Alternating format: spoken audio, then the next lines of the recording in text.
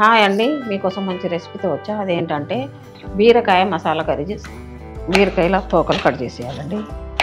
పొట్టు తీసుకోవాలి, ఇట్లా చిన్న కట్ చేసుకోవాలండి బీరకాయ ముక్కలు. ఇందులో మసాలా పెడతామండి, ఇట్లా తీయాలి. లోపల గుజ్జు మొత్తం తీసేయాలండి.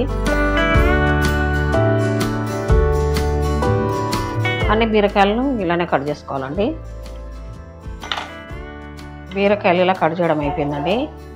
కొన్ని పల్లీలు, కొన్ని ధనియాలు, కొద్దిగా జీలకర్ర అవి వేపుకుందాం రండి. స్టవ్ ముట్టించి చిన్న కడాయి పెట్టానండి. ఒక 2 స్పూన్లు పల్లీలు వేసుకోవాలండి. 1 స్పూన్ జీలకర్ర, ఒక 1/2 స్పూను ధనియాలు. ఇవి కొంచెం మంచిగా దూరగా వేపుకోవాలండి. వేగిపోయినాయండి, మనం స్టవ్ ఆపుకుందాం. ఇంక ఇవన్నీ మనం మిక్సీ జార్లో వేసేసుకోవాలండి. ఒక ఎల్లిపాయ గడ్డ అండి ఒలిచిపెట్టాను, ఇవి కూడా ఇందులో వేసేసుకోవాలి. ఒక అల్లం ముక్క ఇందులో వేసుకోవాలి. ఒక 3 పచ్చిమిరపకాయలు ఇలా చిన్నగా చేసుకొని ఇందులో కూడా వేసుకోవాలండి. కొద్దిగా కరివేపాకు వేసుకోవాలి. కొద్దిగా పసుపు అండి, మనకు రుచికి సరిపడా ఉప్పు వేసుకోవాలి. కారం కూడా అంతే సరిపడా వేసుకోవాలండి. ఒక చిన్న ఉల్లిపాయలు 3 కట్ చేసి పెట్టాను, అవి కూడా ఇందులో వేసేసుకోవాలి. కొద్దిగా కొత్తిమీర అండి. ఇంక ఇవన్నీ మనం పేస్ట్ చేసుకోవాలి. ఇలా పేస్ట్ చేసుకోవాలండి. మనం ఈ మసాలా అంతా ఇందులో పెట్టేసుకోవాలండి. అన్ని బీరకాయలనే ఇలానే పెట్టేసుకోవాలి. అయిపోయిందండి. మనము నూనెలో డీప్ ఫ్రై చేసుకుందాం.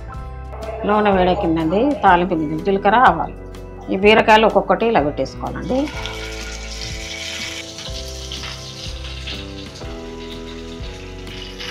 మూతలు పెట్టేసుకోవాలండి. చూద్దామండి మూత తీసి. మసాలా మిగిలింది కదండి, ఇది కూడా ఇందులో వేసేసుకోవాలి.